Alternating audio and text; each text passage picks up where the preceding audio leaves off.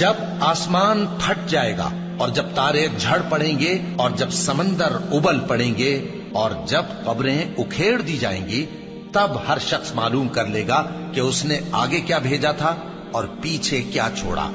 اے انسان، تجھ کو اپنے رب کریم کے بارے میں کس چیز نے دھوکہ دیا؟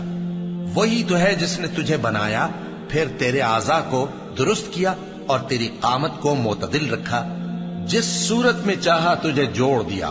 مگر افسوس تم لوگ جزا کو جھٹلاتے ہو، حالانکہ تم پر نگہبان مقرر ہیں، یعنی معزز کاتبین۔